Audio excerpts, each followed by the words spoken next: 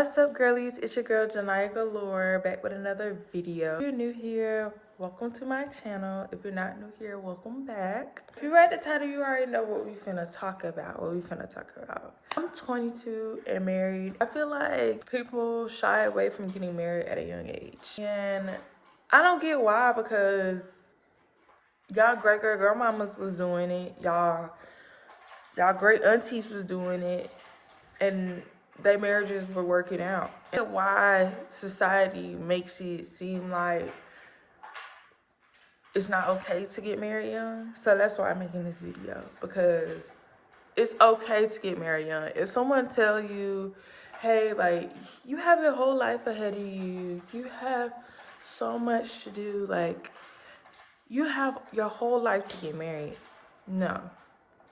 Don't listen to them, because you never know when you're going to leave this earth, for one.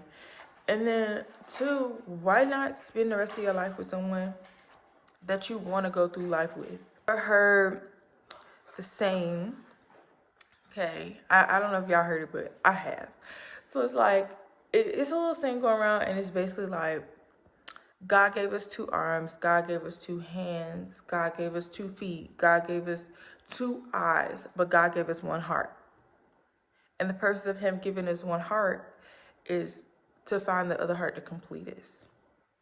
So I'm just giving y'all some advice on getting married young, because I see a lot of people in my generation shy away from getting married young because they fear that it's not going to work out, and that they're young and they have a lot going on. They have to do this and they have to do that. I'm going to give you guys a little bit of advice. So my first tip is communication is always key. When you get married, you're going to have to talk about everything, every little thing. Because a lot of people, marriages don't last due to financial reasons. It's because, it could be because the male or the female are not an open book about their finances, or because one person in the marriage doesn't know how to budget, or bills aren't distributed equally, or financially they're just not on the same page. There's one thing y'all have to communicate about. Y'all have to communicate about financially. Communication is very much key. Especially at this point, you're never doing anything by yourself. You're not by yourself anymore. So if you're going through something, you're gonna have to tell your man.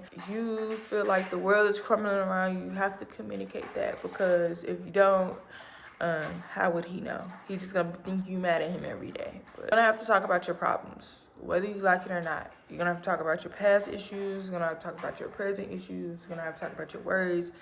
That is something that you're gonna have to talk about. You can't shy away from it. You can't do that. Like, communication is key. It's like so big, and no one like really talks about it. Communication can make or break your marriage. So if you don't communicate with your spouse, a lot of things would go unforeseen, and a lot of things would not just like work out. Like, you know, like, a lot of things are gonna be overlooked. If you struggle with communicating on your own, I recommend getting counseling. But if you find that person, your person, you're gonna feel okay to communicate. My second advice is set shared goals. Setting shared goals would be more so like being on the same page in life. Touch every aspect of goals, financially, family-wise, stability. That is something that you have to sit down and talk about. That is something you have to go back to communication about.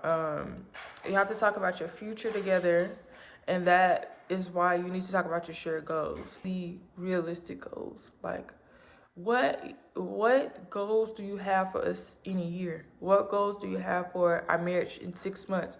What goals do you have for our marriage in 5 years? Like, you have to sit down and talk about that. So, for example, me and Dan's goal is, because we know a lot of people are waiting on us to have kids, and I'm only saying this because I just want y'all to get off my back about having a baby by now.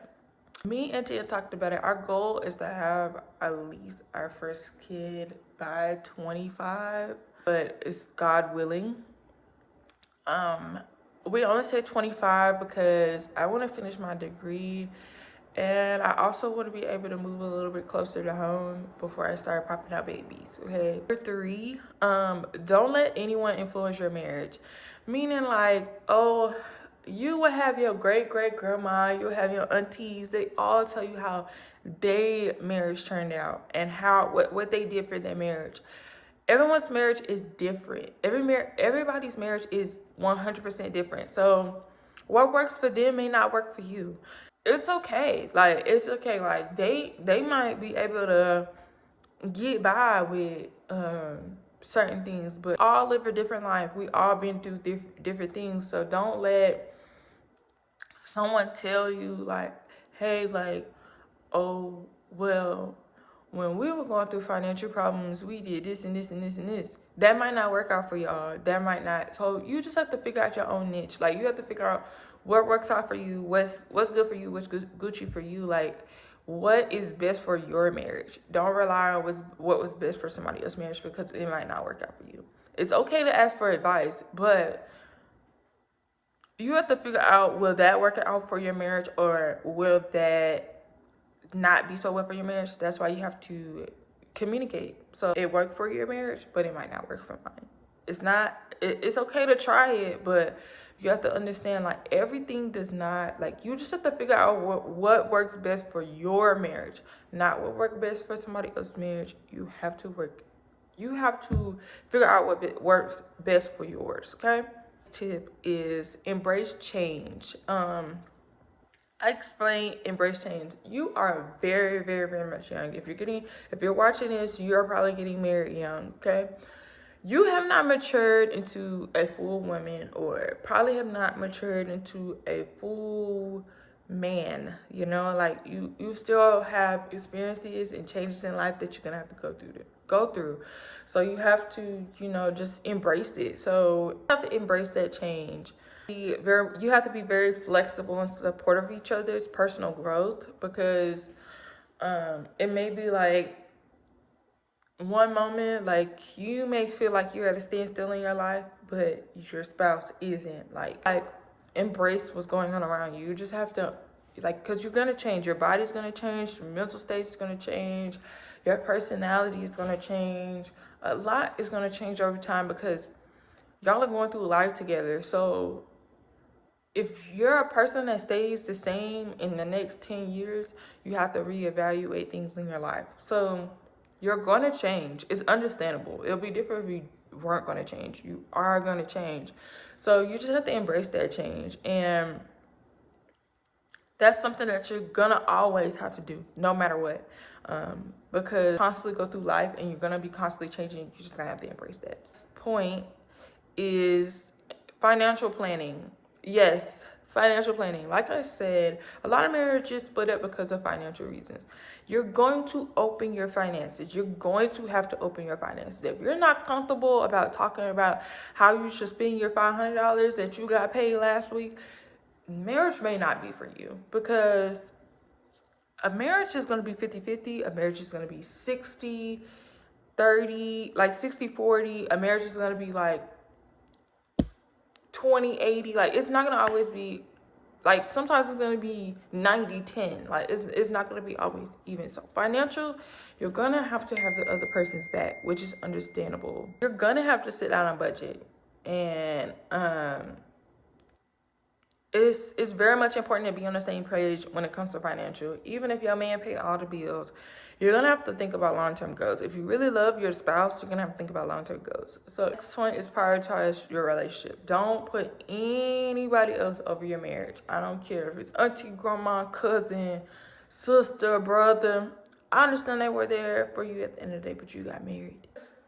If you prioritize something else, and that is another reason why a lot of marriages don't last. When you prioritize your cousin, your sister, your brothers, your sister and brothers have their own life.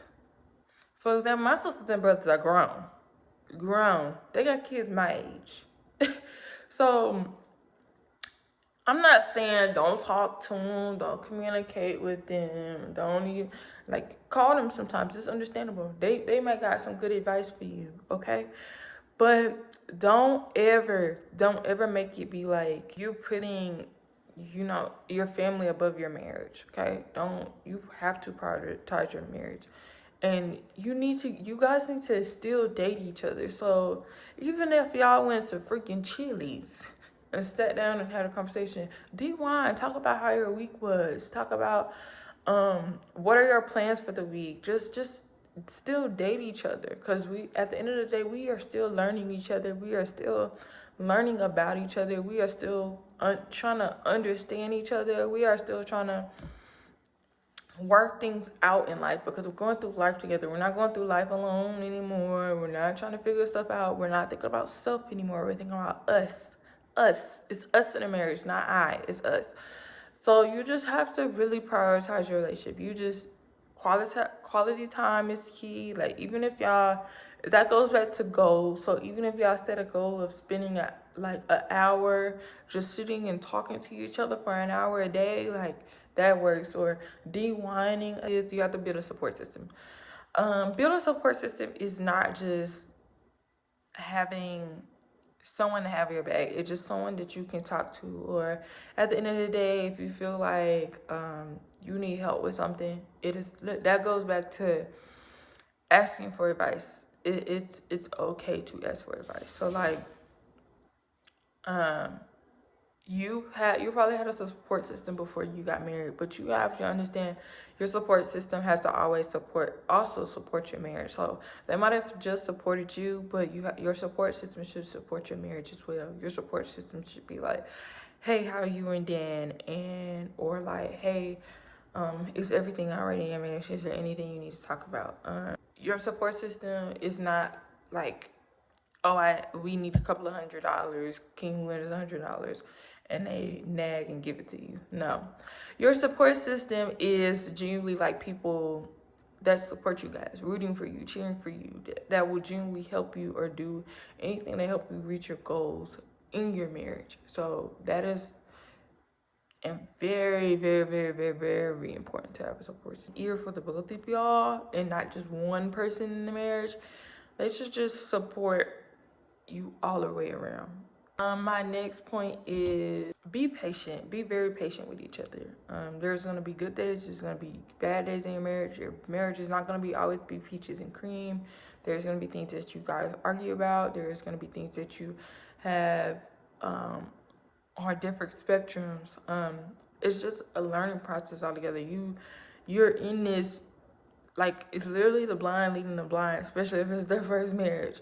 Be very, very patient, because y'all are figuring marriage out together. It's not like one person figuring it out. It's y'all are figuring it out together. Y'all are figuring out what works best for y'all and what is the end goal for you guys, you know? Next point is, it's okay to seek help. It's okay to go get a therapist. It's okay to go talk to your pastor. It is okay to do that. Don't feel like, oh, I should keep my marriage in the wraps and just keep it between me and my man.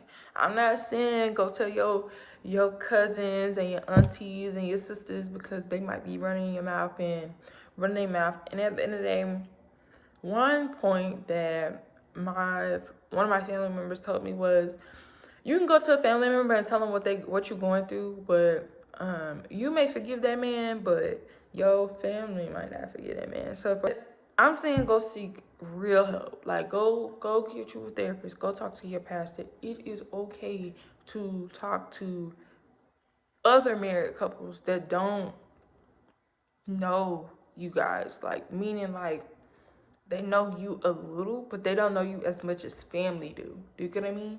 They don't, like, it is okay to do that. Talk to married couples. And another issue is, a lot of married people go talk to non-married friends. Non-married couples,